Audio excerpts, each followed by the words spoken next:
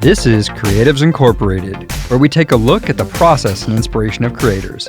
I'm Travis, your host, a location sound mixer and commercial photographer based in Pensacola, Florida. Today is Quarantine Special 3 with guest Chris Alvarado. Chris is an award-winning singer-songwriter and recording artist who is currently based out of Santa Rosa Beach, Florida. He's opened for acts such as Shawn Mullins, Daphne Willis, and Edwin McCain. He's also a truly skilled luthier and the owner of Driftwood Guitars. Driven by a passion to create one-of-a-kind works of art, Chris pours his heart and soul into each instrument with the intention of it lasting for generations. Chris, how are you doing today? I'm good, my friend, and you? I'm good, man. How are you holding together during this time? It's almost the same for me, except for, because, my wife and I, we both work from home, and other than leaving at night to go to a show, I've just been doing it from my studio, doing live streams, which is actually way more convenient. Yeah. And I do want to note for the audience, depending on when they're listening to this show, some things might be out of date. For reference, we're recording this on April 10th, 2020. So we're hoping the world's in a better place soon, but I also want to note that we are observing social distancing. We're both in our own studios, about 90 miles apart from each other. And That's this right. lovely sound quality is compliments of cleanfeed.net, not a sponsor, just glad to have it. And I finally get to use my good microphone that I have just for broadcasting that I've never gotten used before. Sounds so good, man. So to start off, I've been asking everybody, besides music for you, what have you been doing to keep busy during social distancing? Besides the music, well, obviously my obligations in the workshop, keeping up with the guitars is one, but outside of that, and that's just work still, but so we've been doing, we got our backyard closed in last year and had a big deck built, so that thank God for that, because I've been playing out back with the kiddo a lot. I have as you know, Travis, a 7-year-old, special needs, and he's, like all kids, a lot of work, so he loves the backyard, so we've been playing and going for walks, and we went on a couple drives just to have the windows down, and we went up and down 30A a couple times and just poked around. But yeah, Yeah, you got a great little boy. He's got a lot of personality too. He's a lot of fun. Yeah, everybody just trying not to kill one another. That's all. So has that been I always ask people, like, what's been particularly difficult for you? Is it just the no breaks from each other? No, and that's what's been funny. And my wife and I keep talking about how so many people must be going, oh my God, who did I marry? But for us, like, we spend every minute of every single day together at all times. And that's what I like. What is it? She did, she went on a trip recently and she was gone for like 5 days, and it was the most amount of time we've ever been away from each other, since we've been together for 10 years.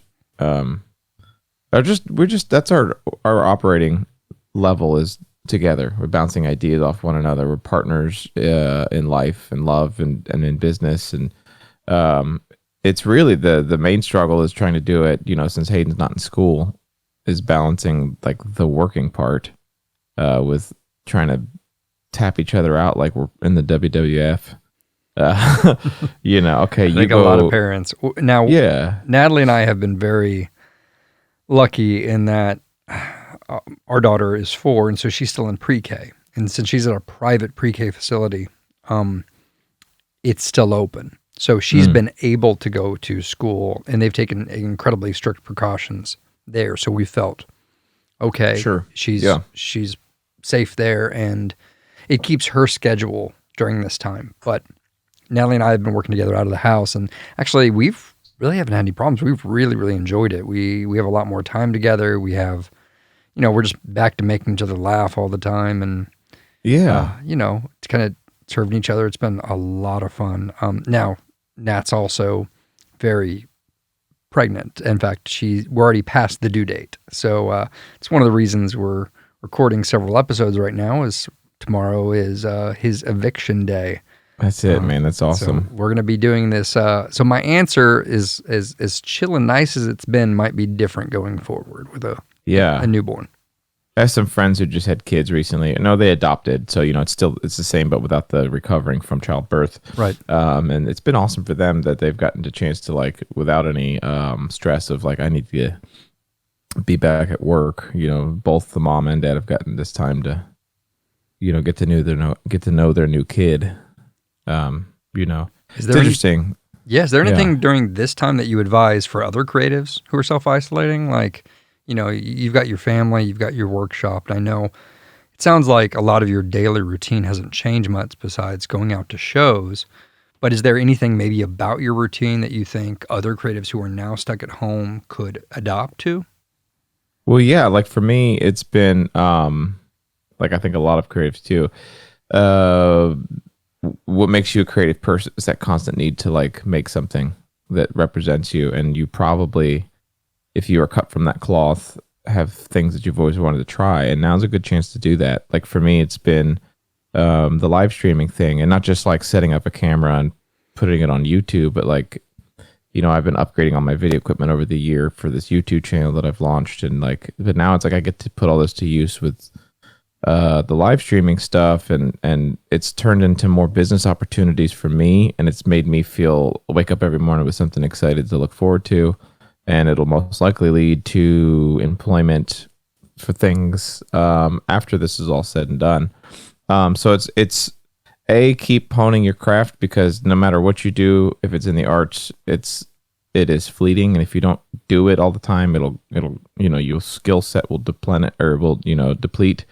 And then also dip your toe into something that you've been wanting to try for a while, because it's really easy to just sit on the couch and get depressed. I agree. Yeah, I actually think I'm watching less TV now.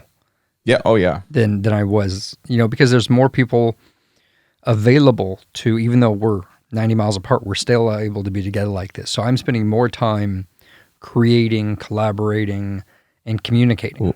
Well, the irony is that we've all been saying for the last decade that the technology that was supposed to bring us together actually brought us further apart, and this very thing that separated us physically from one another has proven that it can actually bring us closer together, the digital side of it, which is cool. It's been really neat to see that, Mm-hmm.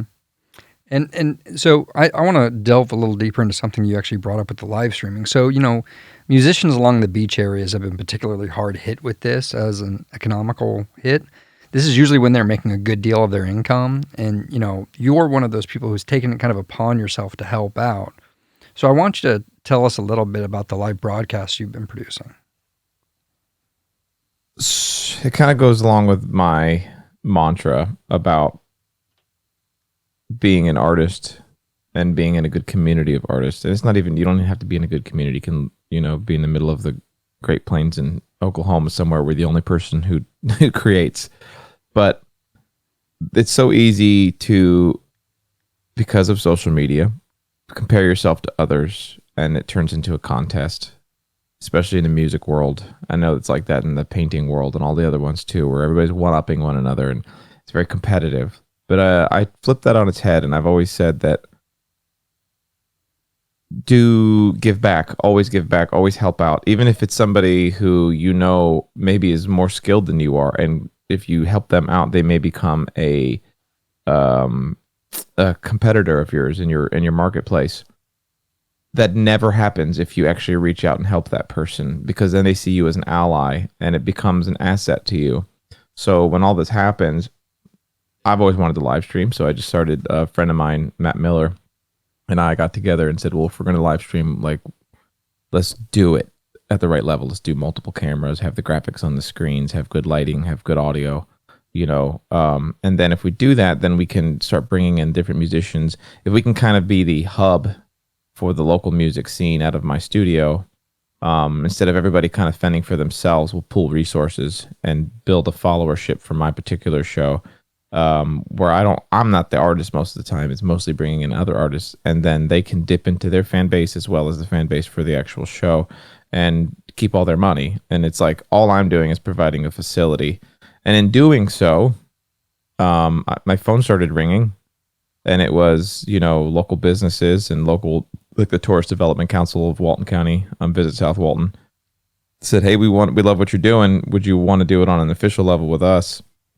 And it was just proof, once again, that if you help out the community, that the community will then help you out. And now that has turned into a paid gig for me, where the local TEC throws me a little bit of cash to put the show on, which is nice because it pays for my time and effort. And then I can bring the musicians in and say, hey, the money's all yours. All the tip money that we bring in is 100% yours. And it's allowed me to reinvest into, tools to make the quality even better. Yeah. And so it's just, sorry, along with you creating that and producing that, I like the idea that this is something that, we're kind of unique with the beachfront area, but there are probably musicians stuck at home in little communities across the country. If one of them is listening, is this something that anyone could pick up and do? Yeah, I mean, that's, the great equalizer of Facebook. And that's what I've found has worked best for me, particularly is Facebook. I think it depends on the demographic of this, especially for music, what kind of fan base you have or desire to have. But yeah, I mean, it can be as simple as setting up your cell phone, the camera facing you, and playing your music in front of it. But what I do encourage is that you do more than that, because that's the easy thing to do, is to go, yeah, I'm going to do that, but how do I do it at a higher level? Oh, and that's how I've operated all of my pursuits in art, is like, it's easy enough to do the thing, but how do I do it with that much more execution at a higher level, regardless of when somebody requires that higher execution or not. So, whether that means just like learning a little bit about, okay, well, how can I adjust the lighting in my room to make it so that it looks a little bit better? Or how can let me experiment with different ways that I can set up a speaker close to the phone so that I get a better audio quality. Plus, it gives you something in times like this to learn, because those are skills that you can carry on with you far beyond just your live stream that you maybe are only going to be doing for a couple of months here while we're all, stuck at home. Every single skill or that you learn a little bit more about, you can carry on with you. I mean, this goes back to the listeners. Travis and I went to high school together forever ago, and what would we do after school? We'd go mess around with video recording and audio recording, and like those skills carried on later in life and became what you and I both do for livings. But we've always kind of dabbled in different genres of the creative arts. So it all just, to me, is all this. It's all the same stuff.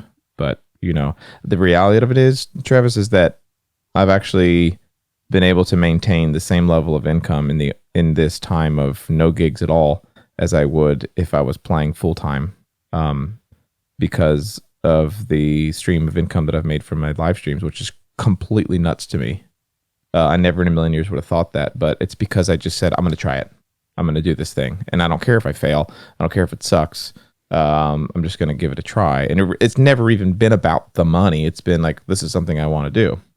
And the amount of emails and phone calls and stuff that I get from people that just say, wow, thank you so much for what you do is crazy, because like I'm doing it just as much for me as I am for them. It's a really cool thing. And I know we've talked a little bit about your technology solution. I know you like Facebook. I know you like Switcher Studio as an app, and being able to use multiple phones for your cameras. Like, that's a really great little solution. And it sounds like you don't think this is a temporary thing, that you probably see a future in live streaming concerts and live streaming moving forward. I do. I mean, it's going to drop off some, I think, obviously, once we're all back to, and that's an if. What if we don't ever get back to that full sense of what it was before? I don't think that we'll ever go back to fully what it was before. But I digress on that, because I do think that people are getting used to the idea of like being able to listen to their favorite artist, while sitting on their couch. And that's what does make my particular location a little bit different than like I was using the example of the guy who maybe lives in Oklahoma, is that because I live in a tourist town, is that the vast majority of people who have seen me play over the decade that I've been doing it don't live here. So, I get one every single week in the summertime is a different group of people that comes to see me play music, that has come to see me year after year after year. So even when we're back to normal, if I did my live streams like once a week, it's all those people that haven't been down to see the area this year, or maybe aren't making the trip this year, but they go, oh, cool, that's great. I get to see one of my favorite musicians play, and they throw some money in the hat. And, it's just a way of connecting too. That's the main thing that I have noticed. is I did a show about a week ago with 30a.com, and they're, I'm good friends with the owners, and their social media has got 1.3 million followers on it. So they gave me full access, and I cross-posted onto their wall, which cross-posting on Facebook is basically when I make the video, it also shows up on their wall as if they are creating the content. So what I thought was going to be great is that, wow, I'm going to be between all the 3 different places I was cross-posting that evening, that I was going to be almost at 2 million potential viewers. And in fact, I mean, and I enjoyed it, and I do appreciate that 30A allowed me to do it, and I will do them in the future, but there was a sense of most people didn't know who I was, and I also didn't know who they were. I didn't have a relationship with them, so they were requesting songs that I didn't know. They didn't really know my style. And I found that I actually enjoyed myself more when I was broadcasting just to the people who I'm friends with on social media, because it's people that I haven't seen in years, or maybe from places that I used to live at in the past. And honestly, like in the end, my income was only negligibly higher on the night that I broadcasted out to almost 2 million people than it was when I broadcast out to 5,000 people. Because what I also always say about the arts and trying to quote make it is that, like, I would rather have 100 fans who are fans than have 10,000 fans who are only fans of mine because they think that I'm going to be somebody. And I think that that's the proof there in the end, all these years later, when I do these broadcasts to a smaller group of people, but they're people who like are not only fans of my music, but fans of me as a person, and I am fans of them as a person, and we know each other's backstory, and it's a very comfortable symbiotic relationship. I feel like I'm digressing on this whole thing, but no, you're actually leading right into the next topic. You're perfect. So, yeah, and I think that that's something that artists, you get so caught up in the carrot chasing, and you start at some point not doing it for you anymore.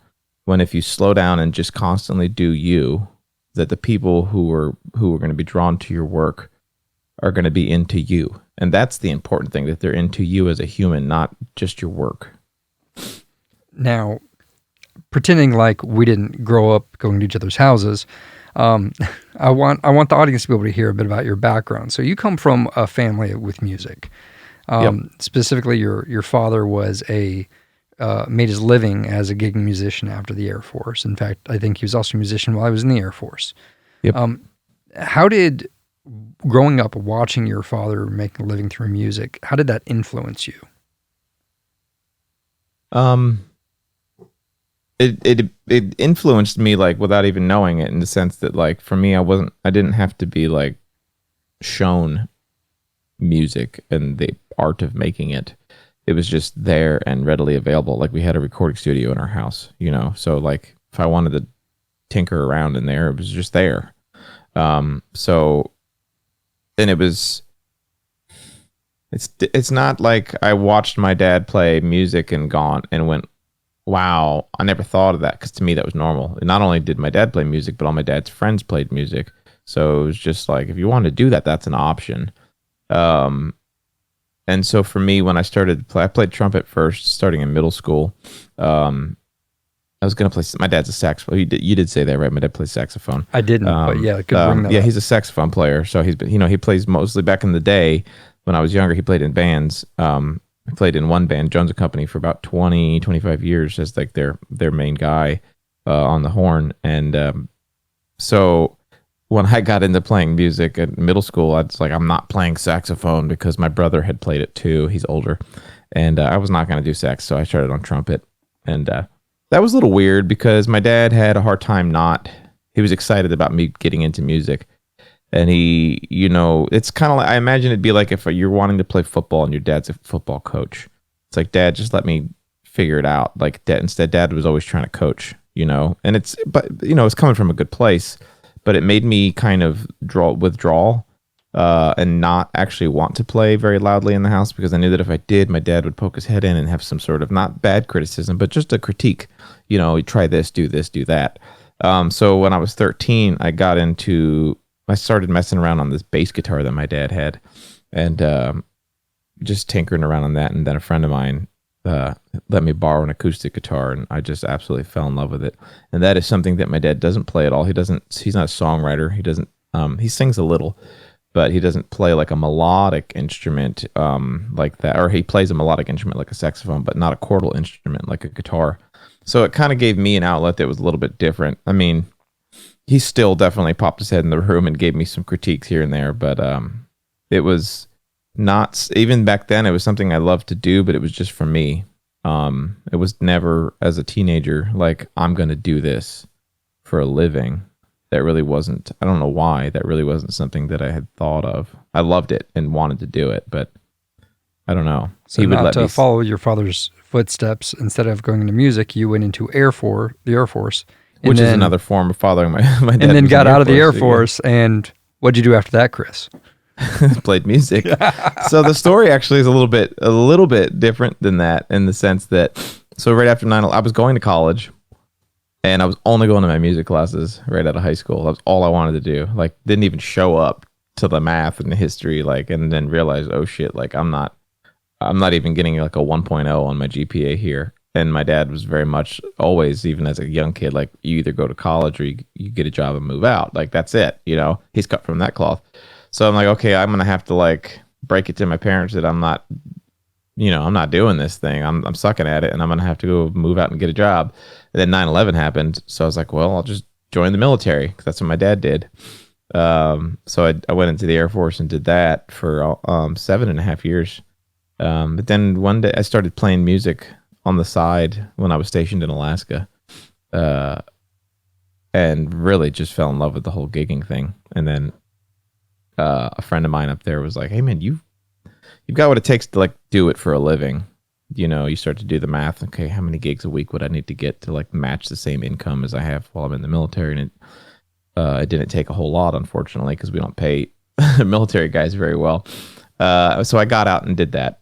And to go back to what you were just saying about my dad, once he got out of the military, he retired. He never did it full time. He never took that leap in his whole life. He always did it on the side. And I remember him just being very in a bad spot financially, but just sad about his life. And my son was having a major surgery, and we were staying in Jacksonville, and he was like in tears. And I was like, Dad, like, I remember when I got out of the military, you sat me down, Dad, and told me you taught me how to be a professional musician. Not how to be famous, because that's different, but how to be a professional musician. You're the one who showed me the roadmap. So I'm going to sit here today. This was 5 years after I started doing it for a living. And I'm going to tell you, you should quit your job, Dad, and play music for a living. And we had this long conversation. And like literally that Monday, he put his keys on his boss's desk and said, I quit. And so my dad taught me, and then I taught him. And that was a really cool thing. And him and I have this very close relationship because of that. He just needed that nudge, you know. And now he does make his living that way. So he's so good too. Absolutely. Fantastic. So speaking of this, once you kind of got out of the Air Force and you were gigging and you were taking songwriting a little less, I don't want to say bashfully, but when you started as a songwriter, I remember watching you, and it would take you months to crank out a song. It's like you struggled, and it was never like I'd never thought the music or the lyrics weren't there. You just seemed nervous to put it down, and you seem to have grown past that. Or by the time you started gigging or out of the Air Force, you'd grown past that, and you were cranking out albums worth of material, and you were starting to really grow into yourself as a songwriter, and you started entering some showcases. And I remember specifically in 2012, you went down to Orlando for that Grammy showcase, which you won. Yeah. Now, not just specifically that one, but all of the songwriting competitions you've entered over the years. Did those competitions open doors for you? They did. They gave me, I would say open doors. They opened doors and said, if you'd like to step through them, you can. And I made decisions not to, honestly. And I think that actually ties back further into having a dad who's a working musician. Because I didn't have any illusions about what fame would bring me or the pursuit of it. And if I back up a little bit, because of where I play, there are quite a few. There's crap ton of celebrities and famous musicians that I have met and talked to over the years, and kind of watched from the peripheral. And I always kind of went like, man, I don't know that I would actually like to be this famous as that guy, because if you watch how they have to be so secretive and this and that, and I knew how the music business could be. So specifically the Grammy showcase that I did and I won, it was put on by the Recording Academy, and the head guy from Sony and all these different record labels were the judges, and immediately like I won, and they all come up to me and like basically, God, it's like when they sell cattle, they're over there taking measurements of you, trying to figure out how suited you are for their label. And I remember the guy from Sony, he said, oh, you're married. And I was like, yeah. And he goes, that's unfortunate, because that was less marketable. And I remember it was like a switch leading up to that showcase. I wanted it bad. I wanted to try to make a go of it. I was in my 20s. If you're ever going to make a go trying to be famous, like this is the time, right? My wife and I were together, but we got to meet each other as I was playing music. So she was fully on board for me playing music and whatever I wanted to do in it. And it was just like a switch went off, and I realized like, wow, I don't want that. I don't want to be around people who think that it's unfortunate that I'm married or see me as a product. Because at the point I was already making a good living as a musician, and I went, wow, I'm really lucky to be able to just make a living as a musician and go home to my wife and kid every night. So I started doing these songwriting contests just to keep my skills honed, but it really wasn't about trying to be famous. And I remember when I won that thing, I did have an A&R rep. I did an interview with them, and they were kind of like, listen, just because you won doesn't mean you're about to be somebody. It's what you do with it. And that's true for anything, honestly. And I just decided that I'll just let it be a item on my resume. I didn't want it to define my career. So that was a choice I made. I have plenty of people that, that's all they do is they go around the country doing songwriting contests and festivals and this and that. And that's cool. I don't like that. I'm miserable doing that sort of thing. I don't find any personal gratification for it. Right. And I want to get now from that. I just think that's kind of a nice little seasoning to show your background in music and success and talent. But the thing that actually makes you feel complete, that makes you feel like you're doing what you should probably be doing, the thing that you're happy with is what I want to talk about next. Because Chris, if you have a superpower, it is the ability to read a book on a skill, do it crappy once, and then just be good at it. I've watched you do it with cars, home theaters, building instruments, and even, some might say, an incredibly overly engineered fish tank. The fish tank, yeah. But you were wrong on the guitar front, because I've built crappy guitars for years, but I disagree. Wasn't your second guitar the one you gigged with for years?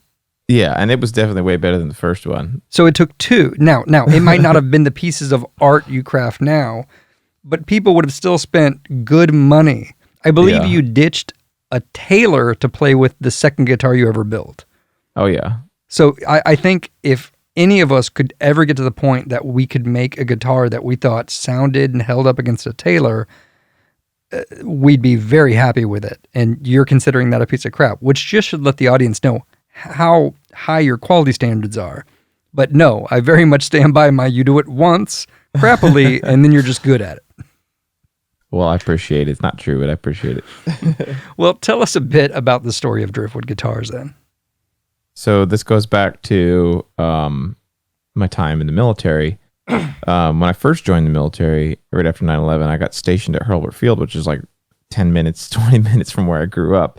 So I actually didn't leave home. I just moved down the street and did that. And I was really big into cars, like you mentioned, because I was in the cars when I was in high school. So I like to work with my hands. I always have been a tinkerer of things. I want to know how things work. Nobody knew that I even played music when I was stationed in Florida. Fast forward 3 years, I get stationed to Alaska, in Anchorage, and I sold my cars before I moved up there because it's kind of icy up there. And for some reason, when I was going to Alaska, I went, I think that the music scene up here is going to be really cool. I would like to start playing music, because I had this vision in my head of like coffee houses, and it was pretty true. Alaska was really friendly to like the acoustic singer-songwriter, so I started doing the music on the side. But then missed my making things, my working on things, because I was just doing the music. And so nobody even knew that I liked to work on cars when I was stationed in Alaska. It was like the opposite, but everybody knew that I played music. And kind of was like, well, I want to get into woodworking. That'd be fun. And then a buddy of mine who I worked with that's what he did on the weekends as his hobby. You know, he made tables and chairs and stuff. And he, on a whim, made an electric guitar, even though he didn't really play. And he brought it into the shop and he's like, check out what I made. I was like, and it was like a holy shit moment for me. Like, oh my God, I could build an acoustic guitar. I don't know why. And I see that happen to people all the time when I tell them I build now, because they're like, it's not something you think about, right? And it was just like a pivotal moment. Like, I'm going to do that. And I just started reading, and the internet wasn't like it is now where you can find just about anything. You know, there was still a lot, but the guitar building world, which is called being a luthier or lutherie, is a bunch of old guys. So they're like the last thing ever to get on the internet. So I bought a physical book, 2 physical books, and read them from cover to cover for like a month. I mean, like in my mind, I had built an acoustic guitar 100 times by the time I built my first one. Bought some tools and built a guitar that was absolutely horrendous. I'm talking horrendous. It was like a 2x4 with strings on it. But you know, the bug bit me super hard. It was this coolest thing I had ever done, where I got to make something that was then functional, that was also a piece of art, that was impossible to make perfect. So immediately it's like, okay, I got to build another one. And mind you, this is all just a hobby. This is just for me, just purely for something to look forward to when I'm not at work. And the second one was a lot better. It was a nylon string, actually. Right around the time I finished that, my wife and I at the time I was getting out of the military, because I told my boss, I was like, like a switch went off. I was like, I'm gonna get out of and build guitars and play music. The play music was the high priority back then, because I knew how to do that. The guitars was like, if I could make that work, that would be incredible. So we got a divorce. I moved back down to Florida and lived in an apartment for about 2 years. So I didn't build because I didn't have a place to do so. But I spent those 2 years just learning as much as I could. And when my wife now and I first started dating, we got in a townhouse with a 1-car garage. And that's really when Driftwood Guitars kind of started, because it was like, okay, I'm going to put a name on these things and actually try to... at the time when I created Driftwood Guitars, I was like, I'm just going to build them with no end goal. Just, I want to build guitars. And here I am 10 years later, you know, and the guitars I got a 2-year wait list, and my cheap guitars are around $10,000. And it's just been a crazy journey for me. And like you said, though, that is where I find my completion. That's where I am complete. I always joke that my workshop is really just a meditation studio disguised as a workshop, because it's where I find all my happiness, other than my family, is in that shop. And that pulls right into the next thing, man. You're so good at setting this up. Thank you. Because an extension of what you do in that garage, which I think calling the shop a garage is blasphemous. Yeah, exactly. You've completely renovated it into a very, very nice workshop. You even had the paint room and for lacquering, and then that leads right into the home. And then on the not far from where you would enter your shop, you enter the studio right off of the home. Yep. So you've created the 2 places you would run your skill sets out of: a recording studio and a luthier shop. Yeah, are both in one place, all attached to your home. Yep. So why all in one place? A lot of people would want to be able to migrate away from home to feel like they could work, but you've really, you've gone out of your way to make sure that everything is very family centric, that you are never more than 10 steps from, playing with your kid and hanging out with your wife. And I think that's wonderful. It's always a choice. If you're, have a family of your own, you can either work away from home, and that has a set of challenges, or you can work from home, and that has its set of challenges. There's no right answer. It just depends on your style. But it goes back to that sense of like, I'm going to do it myself. I've always been a DIYer. And for me, it was like any nickel that I made in profit, learning how to do something, I would turn that into like buying equipment so that I could do it myself even better. And my studio turned out to be that way. Same thing with my workshop. It's still, it's an incredible workshop now, but it's basically I've been taking any money that I've been making and reinvesting it back into the shop. But I've always wanted it to be from home because I'd always tell folks like the reality of it is don't tell anybody, but I would do all this stuff for free because I just find it completely incredible that I literally get paid to be me. People pay me money to be Chris Alvarado because if I had a job, when I got off work, what would I do? I'd want to build guitars and I'd want to play music. I would do that whether there was money involved or not. And so I think that this stems from where I live, where I play, is incredibly wealthy folks. We're talking about billionaires, 100 millionaires, CEOs, owners of football teams. And so I've been in really close quarters with some incredibly wealthy people and had really good conversations with them. And that mantra of money doesn't buy you happiness, I've gotten to see what it looks like. It truly, truly looks like all these beautiful mansions that you go into. There's just no sense of home, no sense of love. All these incredibly successful and wealthy people who fly on a helicopter, literally have a helicopter landing pad on their property. They are no fun to have conversations with. And I've always tried to just make it so that I get to be me and figure out how to monetize being me. Not because I want to be famous, but just because like, well, what more can you ask for than that? I literally don't have a job, Yeah. And so by doing it from home, it makes it easy for me to be able to just scratch an itch when I have it. If I want to go dabble in the studio, I can go do that. If I want to go work in the shop, I can just go do that. And it's easy for me, for my parenting style and my husbanding style. Today I might just need to get a couple of 15-minute sessions in the workshop, but tomorrow I need to go get a full 8 hours in there. Or like I get 2 hours into working and I go, you know what, I'm just gonna take the rest of the day off. And it happens all the time. Like, hon, you want to go get the paddle boards and go to the beach, instead, because I'm bored. I'm tired. I want to go do something else. Mm-hmm. And I also don't want to be on the business side of it. I don't want to stretch myself by having a location that I'm married to. I don't want to have to wake up every day and go tend to my shop, my work, my storefront. And getting into the creative side of it, I work alone my best. If I had a storefront where people could come in, it would stop me a lot of the times from being able to get done what I want to get done. I lose momentum, I mean, even working from home, I probably do in the middle of the season when we're not on lockdown, probably 2 to 3 times a week, people stop by my shop just to get a shop tour, so that's just me. I'm a very homebody, when I toured years ago with Daphne Willis, with my wife, we stayed in a giant mansion for the guy who's the voice of the Texas Rangers, like the baseball team. We stayed at his huge house with a pool, and I had my wife with me, and I was miserable. And I was like, if I'm miserable doing this, touring for real would be the worst thing ever. So I just like to work. Like when I finish a show at nighttime at my gigs, I pack up and I come home. That's where I like to be.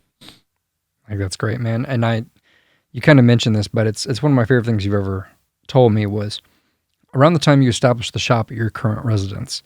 I came over, got the 10-cent tour and all that, and this is around the time Driftwood Guitars was taking off, and you were making good money gigging, and you had some side repair work coming in for other guitars for another major manufacturer, and you were doing really well monetarily.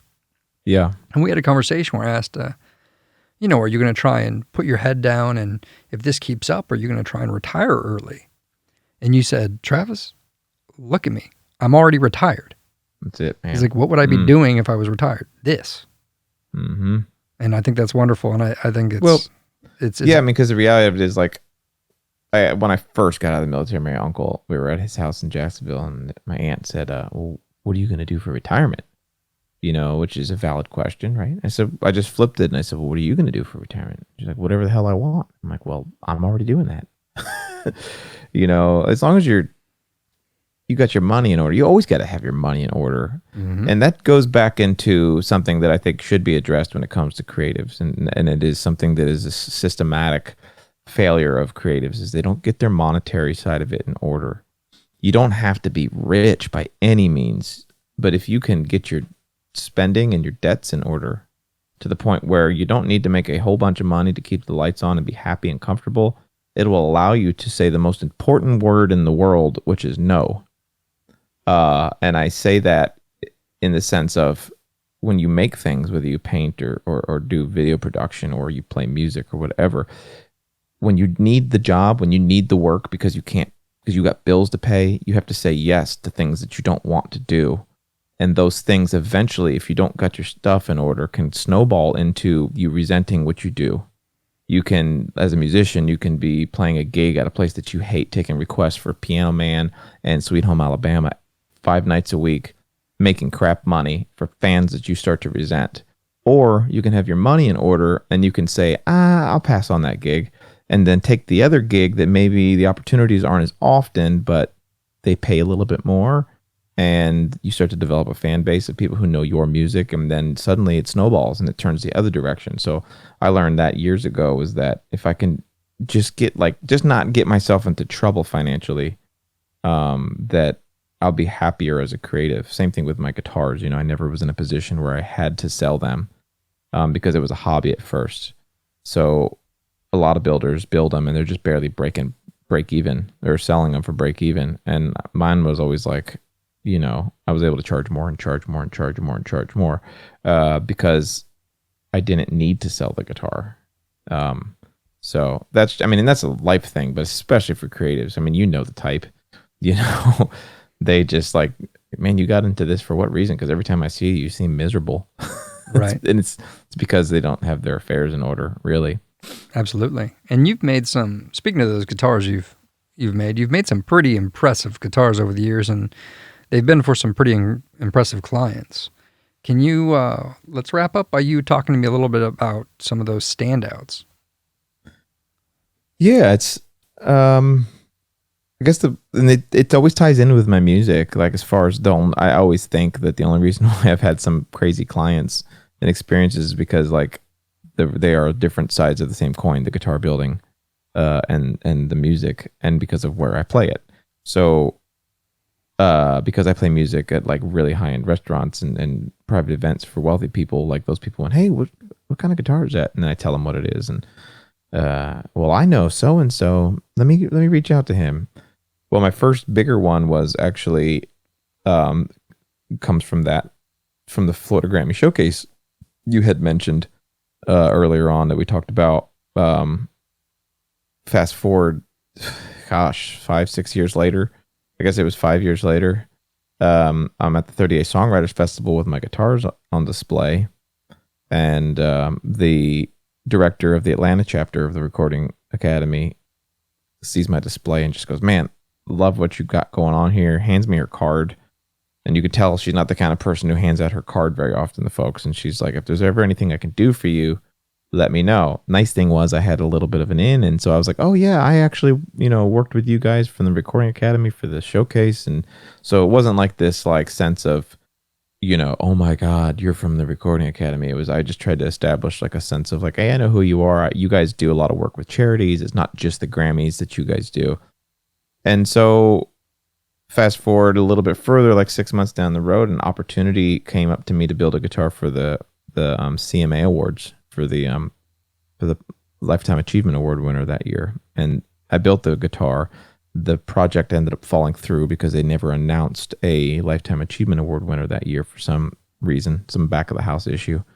So then I'm stuck with this guitar, but with no inlays on it yet. So I said, well, let's reach out to that lady from the Recording Academy. And I did. And she said, well, perfect, because we'd like for you to build a guitar for the Grammys Person of the Year. And so I built a guitar that year for Fleetwood Mac, which is crazy because Fleetwood Mac, when I heard Landslide when I was 13, is what made me want to play music in the first place. And so I built that one. And Mick Fleetwood owns that guitar, and he has it at his house and sometimes at his museum that he has in Maui. And then the following year, the Rolls Royce asked me to be a part of their coffee table book that they put out every year called Strive for Perfection. And I built 2 guitars for Rolls-Royce and Bentley. And I ended up winning the Garden and Gun magazine's Made in the South Awards in the crafts category. And Brian Kelly from Florida Georgia Line, he would come see me play at a place down on 30A, and he bought 3 of my guitars, and you can see my guitars like in these music videos, which is crazy. And it's nuts, man. Like, and then, I'm working with some other people, some well-known names now to possibly get some more guitars for them. And it's just crazy. I just in a million years never would have thought it. But famous people is one thing, but what I really enjoy is building them for the people. It's just anybody, these are all custom pieces with really elaborate inlays, and the sound is most important to me, but they are pieces that represent the customer's life story. That's what I'm building them for, is let me make you something that represents who you are as a human and tells your story individually. And that's what I enjoy the most. The famous people's cool because it helps sell more guitars. But in the end, those are relationships that end up being, they're okay. It's neat getting to know somebody who's famous, but once again, it reinforces what I always say about not chasing carrots for myself. It makes me go, I'm doing what I was meant to do, to just be me and be able to feed my family to doing it. I don't want to be, Mick Fleetwood, because I'm not cut from that cloth. I think it's great. And I don't remember if it's part of the same guitar, but you have the ancient Sitka build you did. Mm-hmm. I'm doing another one right now. And then you had another guitar that was very special in that it was, I think, brought by a band asked you to help kind of say goodbye to a band member. Oh yeah. That was so the first one you're referring to is one I built for the Rolls-Royce build. It was a piece of wood that's 3,500 and some odd years old. There's only 12 pieces of it in the world. And it's like a gray color because it was buried underneath a glacier. And that's how we know how old it is, because it was carbon tested. And then they checked the composition of it and realized that gray was actually finely ground up granite inside there. And I made that guitar, and I inlaid 2 ounces of pure platinum and 2 ounces of 24 karat gold around the whole outside of the guitar. And then used woolly mammoth ivory for all the bone pieces on it. So the piece is called Unearthed. Because it was, once again, for Rolls-Royce, so I wanted to represent what the rarest materials in the world, what you could do with them.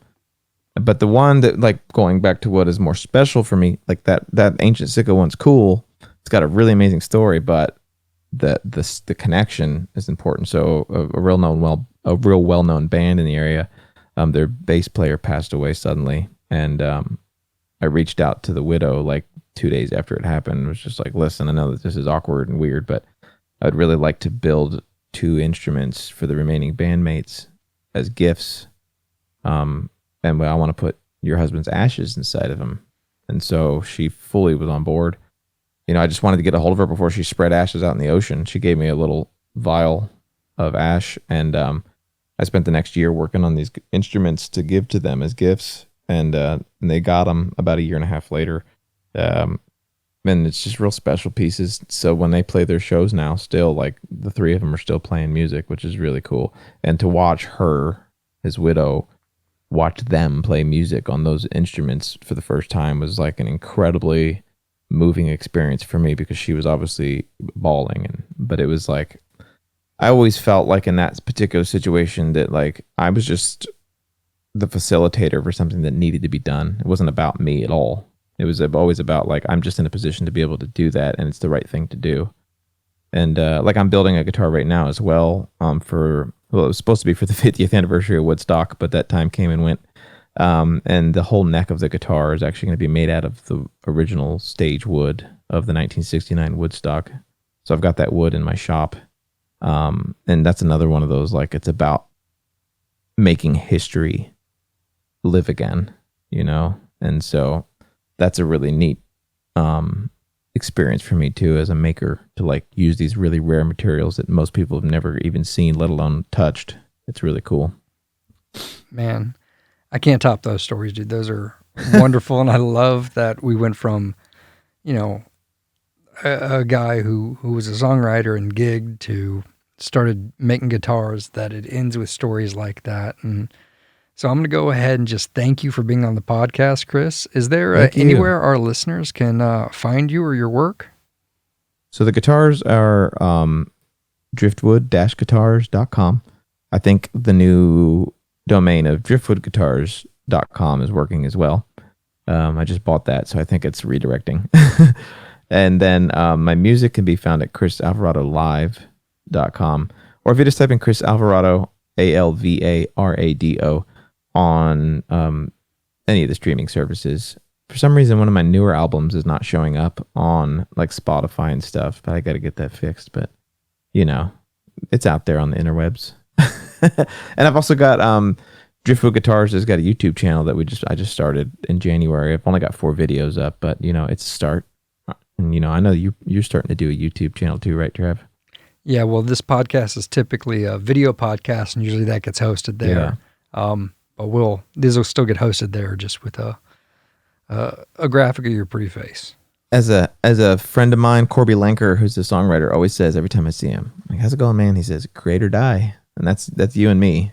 Create or die. You always got to be making. All right. Thanks, buddy.